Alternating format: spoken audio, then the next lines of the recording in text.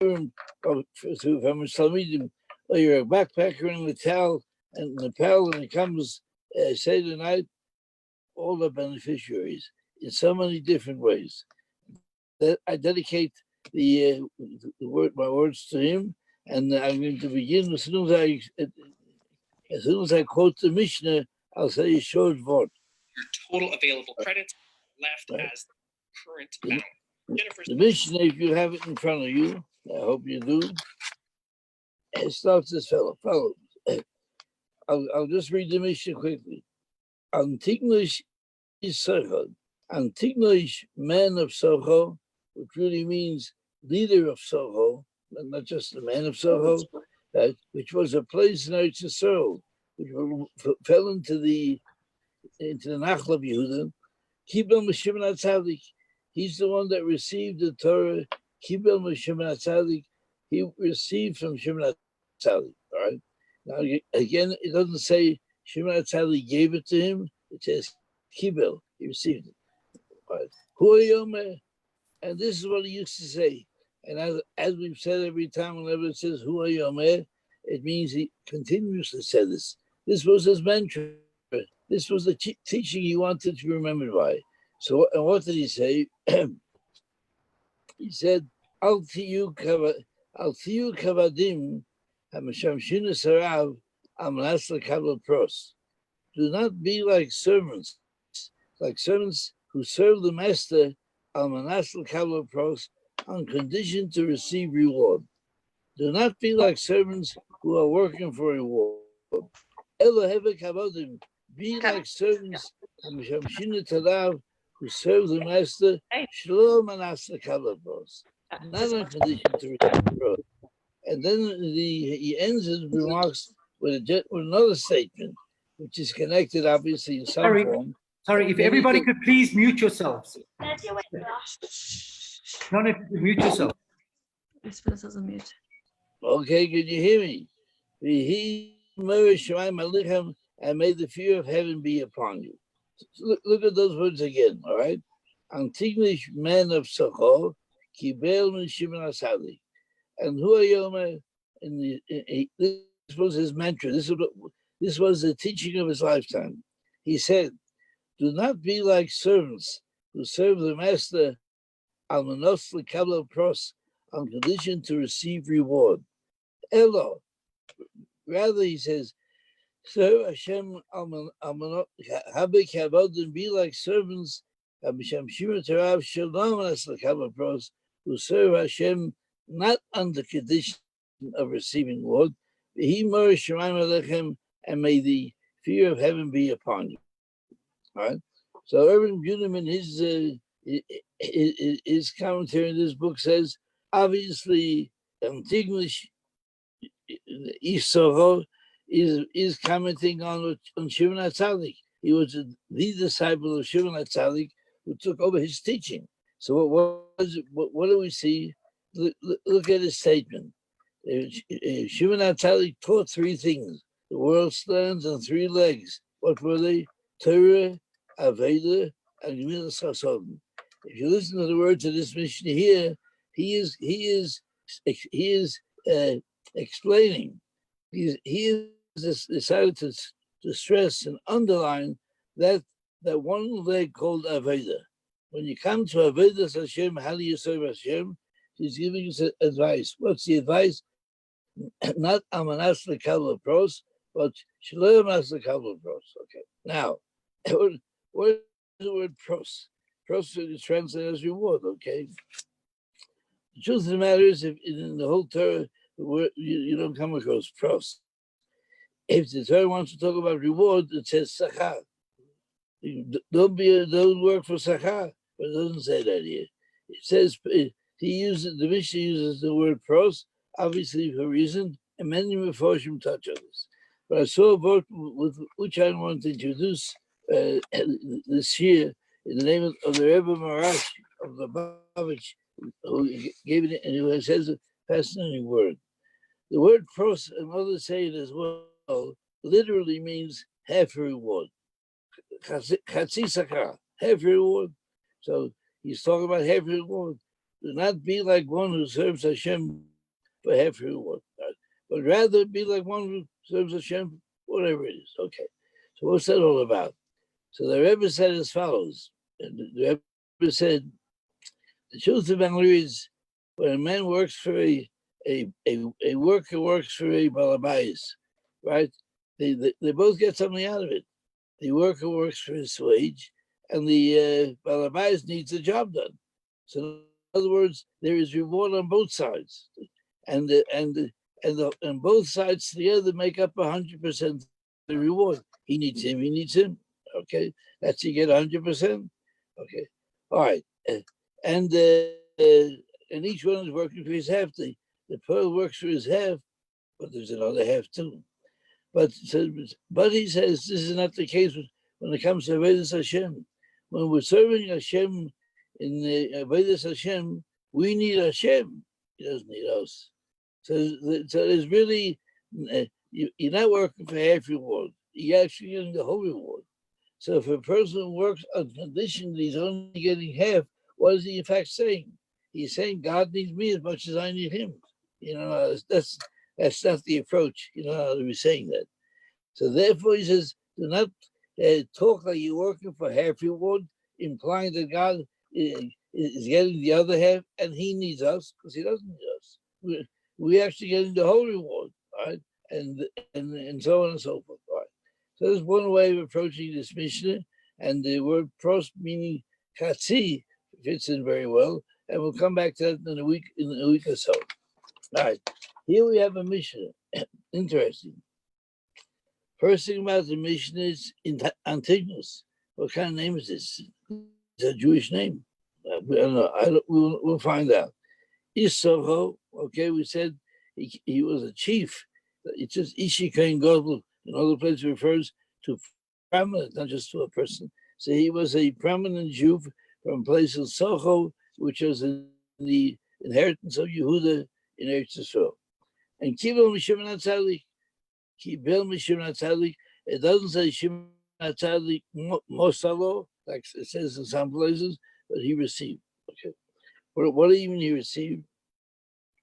So the interesting thing is this: Antigonus Soho was not a Shimon Atzadik. He was in the same category. Generations became lessened. Nebuah had disappeared. He wasn't part of the Anshe Knesset Agdola. He's the next generation. The next generation. So therefore, he could not receive all the Torah of Shimon Atzadik. He couldn't receive it properly and could have misunderstood some of it too, because he wasn't Shimon Atzadik. So therefore, it says he received. What did he receive? What he could receive. Right?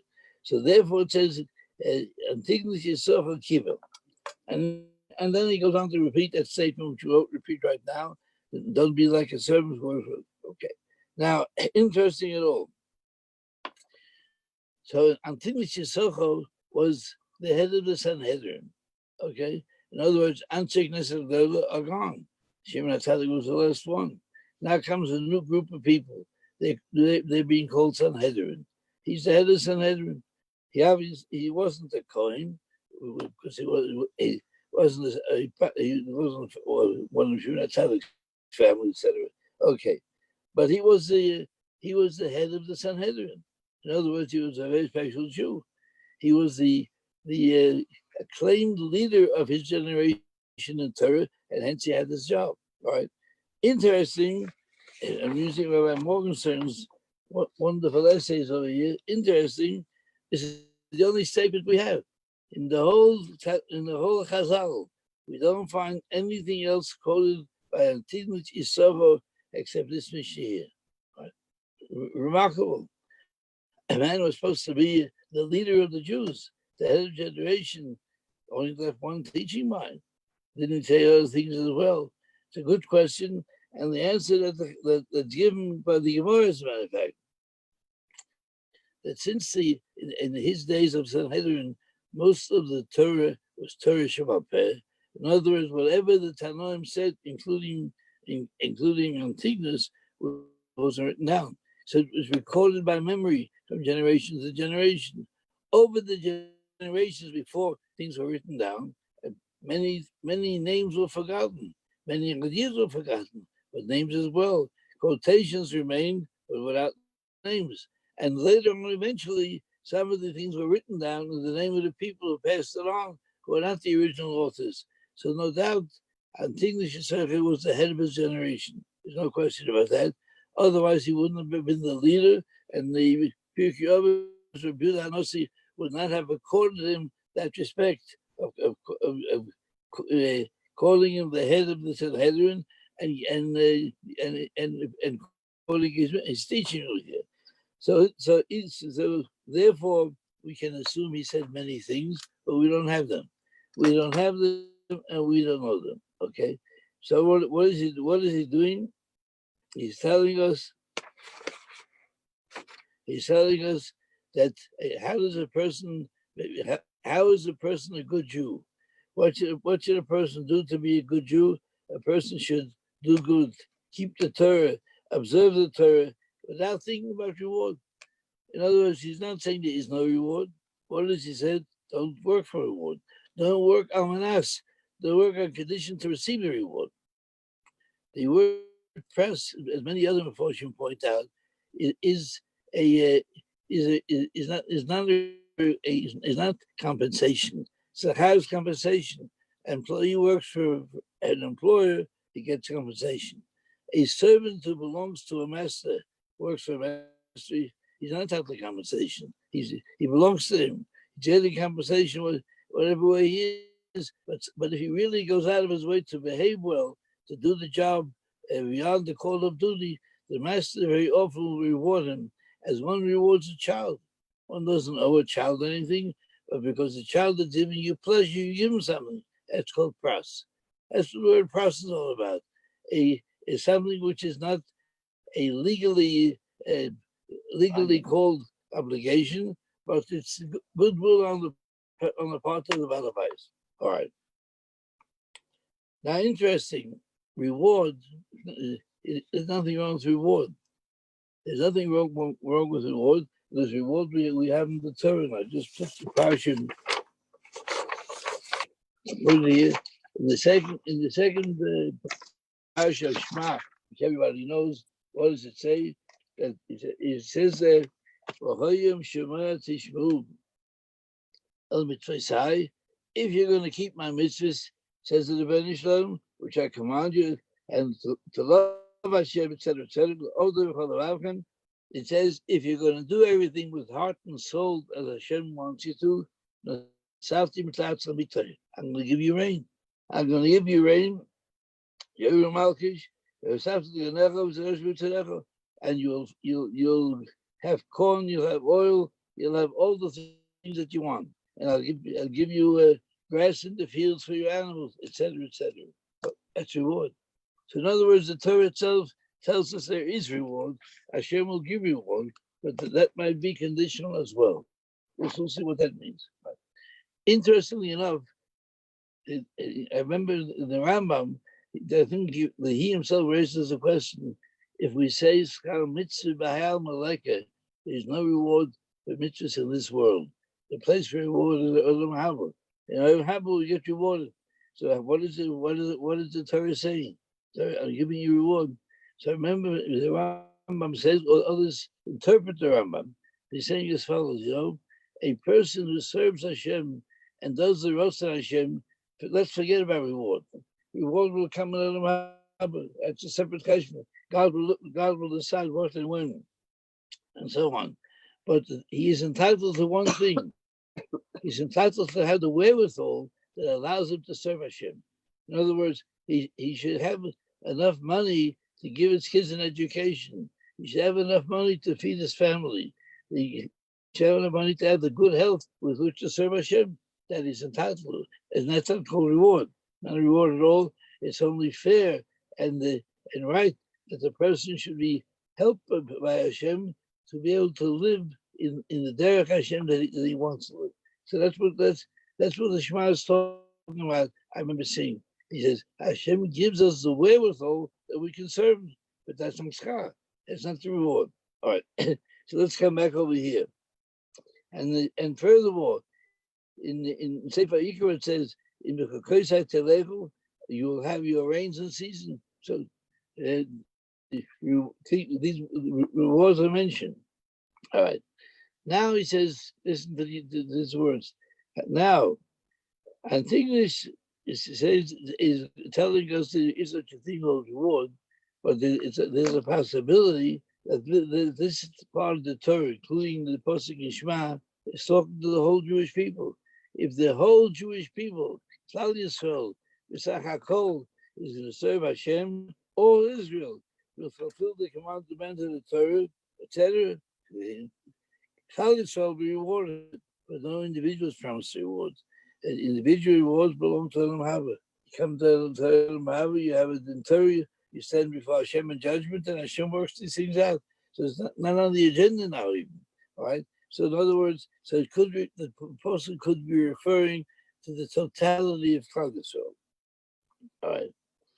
And of course, Antigonus did not say don't serve God because there is no reward.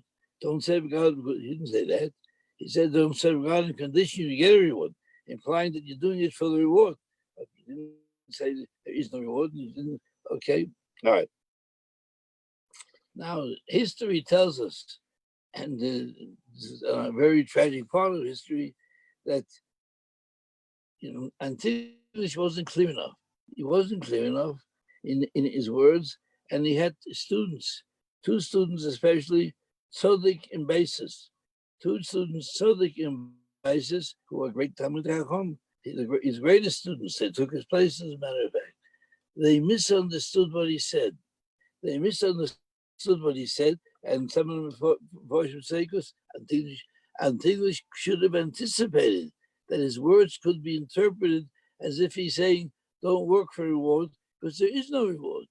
There is no reward. Hashem doesn't give rewards. We work for Hashem because we want to serve Hashem. The mitzvah is serving Hashem, the reward is serving Hashem. It doesn't have to be anything else. So these two people, please mute yourself. Everybody muted, okay. These Talmidim of his challenged him. And this is what they said. What do you mean? Well, what do you mean? Hashem expects you to work for no reward. I mean, there is no reward. Since there is no reward, there's no punishment, obviously. So if there's no reward and no punishment, what's all this about? No accountability. No accountability. There's no Elam Haba. In other words, they misinterpreted his remarks to believe there's nothing about Judaism. The whole thing falls apart. There's nothing there. And therefore, they embraced a new concept. They said, you know what? Life's about eat, drink, and be merry, but tomorrow we die. Eat and drink and have a great time, but tomorrow we die. In other words, the Torah doesn't promise a world to come. As a matter of fact, the Torah doesn't talk about a world to come. Nowhere in the Torah does it say you'll have reward, not mentioned. It's another subject, another discussion. But the fact of the matter is it's not mentioned anyway. So they said, if you're telling me in this world there's no reward, if you're telling me there's no other world, if you're telling me there's no world in the world to come, if there is a world to come, what's it all about? And so these people rejected Judaism and became the father of two sects. A sect grew out of, each one developed a sect of his own. One was around for many hundreds of years. That's called the Tzedukim, the Sadducees, who were great enemies of the Talmid Chacham for many, many generations and hundreds of years. The Tzedukim, Sadducees, as they were known, were around for a long time. They were rich Jews, wealthy Jews. Okay. And then you had the Matusians, the students of Baitis, but they both had the same approach. What was their approach? Listen to this. You could say it was Reform Judaism, but in actual fact, Reform Judaism was worse than them. Because what did they say? They embraced the Torah Shebiksav. They believed in the written Torah. They believed the written Torah came from Hashem, but the written Torah doesn't have many mitzvahs spelled out, and the written Torah certainly has the details of any mitzvahs. They said they believed in Torah Shebiksav. We believe the Chumash. We believe the Bible. Okay, but they didn't believe Torah Shebal Peh. Hence, there's no halacha, and hence you could do whatever you want and say whatever you want. There's no halakha. The reform movement today, or probably since its inception, goes a step further. They don't believe in the written law either. They don't believe Torah and Hashemayim on the Torah Shebiksav. It's all man-made. It's all man-made, and so they rejected even the Torah Shebiksav. All right. So Todek and Baisis came up with this idea. Okay. And who are these people that became Sadducees, etc.? They were upper classes. The wealthier people were always attracted by a better life. So if you make a better life and an easier life, etc., in other words, you're embracing modernity, even to this day, embracing modernity. Who are the first Reform Jews in Germany and Hungary and brought it to America, right? Those were richer Jews, German Jews, and so on. And these people regard themselves as elite, as successful, and so on, and they're looked up by many people, and that's what they're peddling. A lot of Kohanim, many Kohanim for some reason also identified with the Tzaddikim, and of course a lot of youth. Young people always want something new and something easier, something more modern, up to date. Why not? Why not? If you don't have the education, you don't have the commitment, you don't know what you're doing, what's wrong with that? And so these people all rallied behind these cults, and they lasted for a long time, especially Tzaddikim many hundreds of years. They're quoted in the Gemara all the time. Now, Morgenson of the essay says, as you know in life, so very often extreme breed extremes. If some people become extreme left, somebody's going to become extreme right. And so another new cult came, and they were called the Essenes. Essenes became very, very, very frum, very exclusive, etc., separated themselves from the other Jews, thought they were holier, more holy, more religious, and so on and so forth. And they had strict rules and regulations. In other words, they preached asceticism. You know, asceticism, like they had in the monasteries in Catholic Europe, where people they didn't eat, they didn't drink, they didn't get married. Priests didn't get married. Sleep with vow. That's called asceticism. So here you had a Jewish group who practiced all the aesthetics that they could. I don't know about celibacy, etc., and they only were doing one thing: waiting for Mashiach to come. They waited for the arrival of Mashiach, and of course, it was a heavy way of life, and therefore attracted few people, and didn't last so long. As a matter of fact, he says over here, they left us an inheritance. The inheritance of the Essenes are the Dead Sea Scrolls. Dead Sea Scrolls obviously dated when they were found there in those caves. They represented the time of the Essenes, and they were probably written in that time. Right? So now you say, look what we got now. So now all of a sudden, from this little thing called Judaism, which Antignish Yitzhak was trying to teach, all of a sudden you had a group called Sadducees, a group called Beitusim, and a group called Essenes. But in between there was room for another group. And of course that group was always there. And that group was called Pirushim. Pirushim were called in English the Pharisees, and that's us.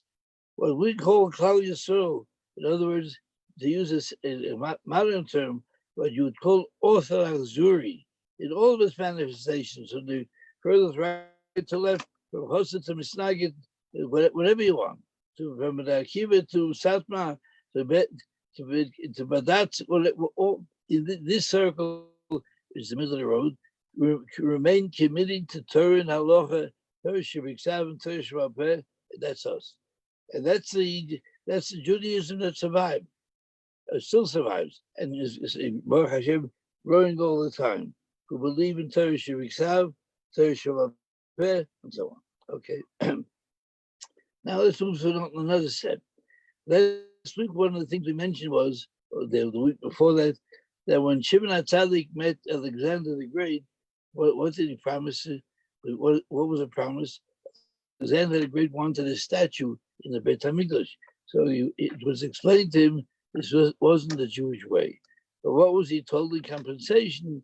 Shimon HaTzadik said to him that every Jewish child, every Jewish boy born in the coming year will be named Alexander. So it was an honor for the king, etc.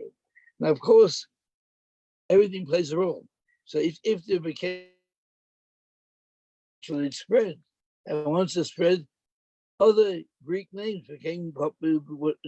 Jews began to name their children after other Greek names. And names such as Alexander, we said, Antigonus, we're talking about now, Theodosius, Alchemes, Jason, they became names. They became names. And more than that, the Antiknes Agdola ceased to exist. What was the next group called? We said they called it Sanhedrin. That's a Greek name too. The word Sanhedria or Sanhedrin is a work of Greek. In other words, among certain circles in Judaism,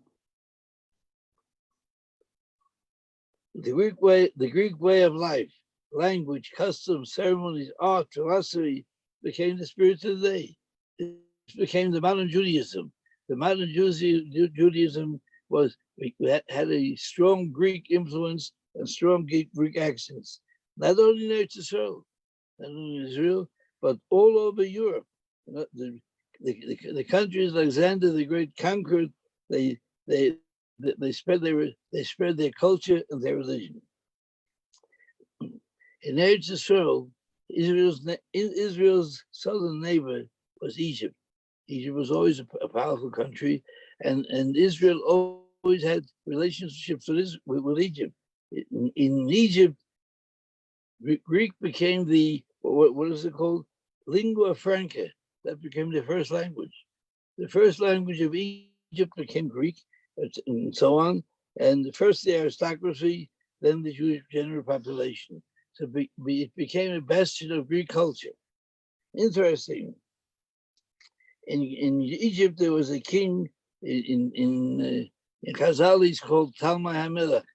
In their language, he's called Ptolemy Philadelphus. Ptolemy Philadelphus, king of Egypt.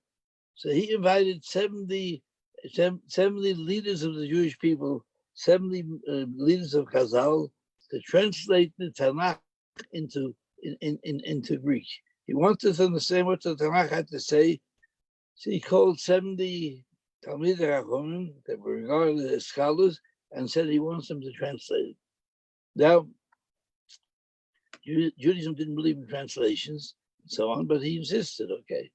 And since he didn't trust them, because he thought that they might play with the text to suit him, so what did he do? He put the 70 scholars into 70 separate rooms, and asked them to do their work. And then he would compare it. Then you have 70 people, no communication to each other, each translating the Tanakh. Let's see what will happen. All right. Now, the Chazal were against translation because they knew no matter what you do, no matter how committed you are to paying justice to the subject, it's not going to come out the same. No one can translate Lashon HaKodesh into any language and not lose any part of it. Right?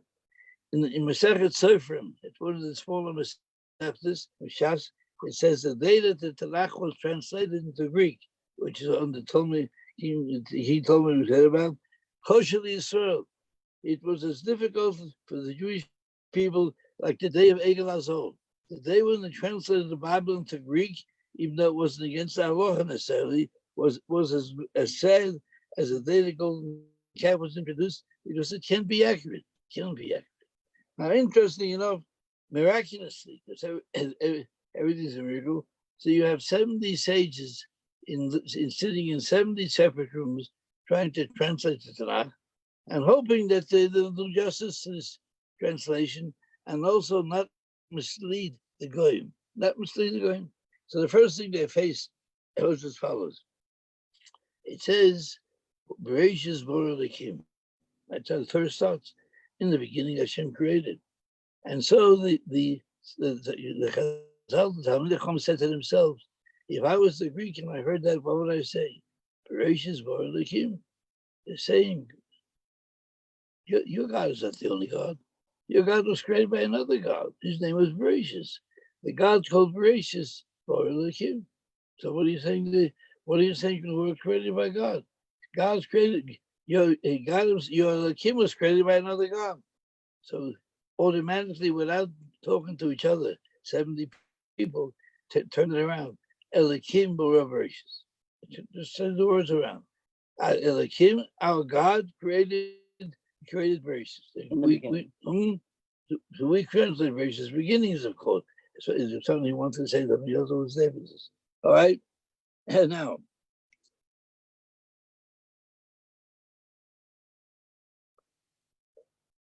another example was, the Posik says on the sixth day, Nasodom. Hashem said to the angels, Nasodom, we will make man. We will make man. That's a beautiful Rashi, explanations of the fact that Hashem consulted the Malachim. Because they figured out that the Greek king is going to say, we will make man. I mean, there's two gods. Or the angels are gods too. We will make man. So therefore, what did they do? They changed it around and they said, Sodom.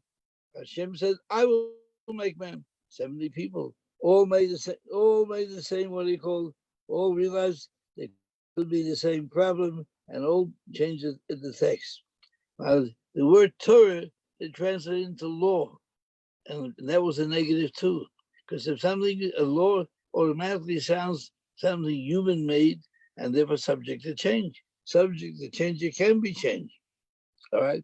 Now, so in other words, this was the movement toward Hellenism, which started with the visit of Alexander the Great, but became more pronounced with the passage of time until the Hanukkah story came, when there were enough Hellenists that had to be fought, and we fought the Hellenists among the Jewish people.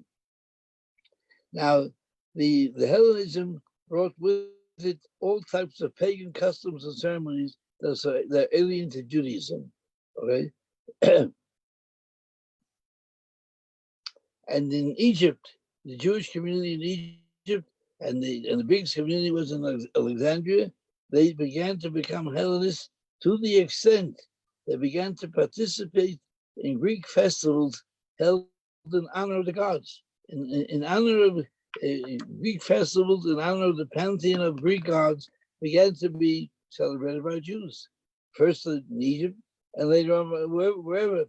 Even the festival dedicated to Bacchus, the god of wine, turned into orchards lasting days, were attended by Jews. As Jews, this is what Gretz writes in his history of the Jews. In Eretz Yisrael, the opposition to Hellenism at the beginning was strong, very strong. They could see the difference between Torah and Hellenism, but under the influence of the neighbors, under the influence of those who were interested, the opposition became lesser and lesser, and there was constant contact and so on. And that was especially true in the upper social classes. They liked it.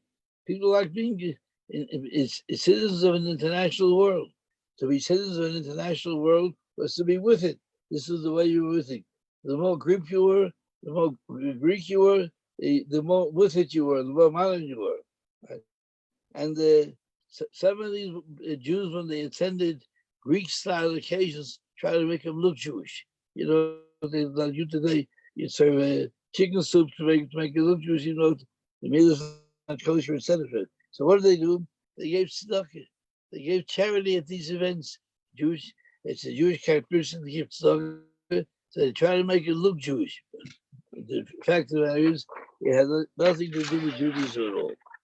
Another activity that was very dangerous that was embraced were the Greek games. The Greeks were masters of the games, the famous games, Olympics, etc. The masters of the games, and the Greeks saw the games a way of uniting any people that they beat. They united the people. In other words, when the Greeks had their games, whenever they had Olympics, so in their empire, which included many countries, if countries were at war with each other, there was an automatic truce during the games. So the games were celebrated by everyone, including by many Jews in Israel. and during the duration of the games, there was a truce. Right? The modern Olympic games that we have today are not those games that they had in those days, but they're a modern adaptation of those games. So what was it? First of all, in those games in ancient Greece, the athletes participated in the nude, and Jews began to do that too. Why did they participate in the nude? First of all, because that was the Greek culture. Worship of the body. Nothing is holier than the body was what Greeks believed in. Therefore, you had to show off the body. Second of all, if the athletes participated in the nude, no one could hide a weapon under their clothes and kill somebody else. So it's a way of keeping everybody armed. All right. Naturally, when the Hellenists started to hold these games in Jerusalem, began to bring it into our country, to our people, many Jewish athletes were ridiculed. Why were they ridiculed? Because they had a bris. So now you had a new problem. The Jews had a bris, and therefore they were held to ridicule. So what was the next step? Jews stopped giving their children a bris. Jews stopped giving their children a bris, and so on and so forth.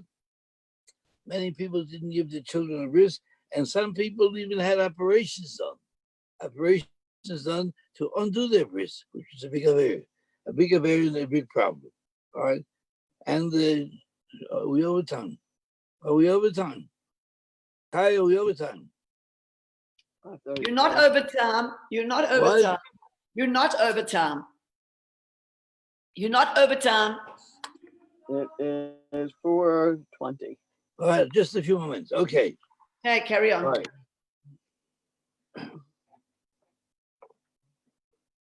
All right. So the Jews were participating in Greek games and Greek sports, etc., and so on. So it didn't look good. It didn't look good at all. The whole thing didn't look good, and the Jews in Eretz Yisrael were perplexed. On the one hand, the Pharisees weren't doing any better because they were keeping Judaism, and secondly, the Hellenists didn't seem to be punished by Hashem. Hashem didn't seem to worry about them, and so you had a problem there. And so we had a problem, okay? And then came along Antigonish. Antigonish came along with the dictum we learned today, which we'll discuss next week more in detail. And what did he say? Don't worry about it. I'll tell you about them. Don't worry about what happens. Don't worry about reward and punishment. Don't worry about it. We serve Hashem. It's the will of Hashem. We serve Hashem. We know that at the end of the day, the Ratzon Hashem will be fulfilled and everything will fall into place. And that's how we should be serving God. Means Hashem next week will take this mission apart a little more. Meanwhile, have a good day, have a good Shabbos, and thank you very, very much. Thank you very much. Thanks, Dad. Thank you very much. It was great. Thanks, Dave. Always good. You good? Always good. Yes. Yes. That Yes. was good. That was very good. Thank you. It was excellent. Excellent. Thank you. Say goodbye to everybody there. How about Thanks. that on Facebook? Thank you, Dad. Thank you. Thank you.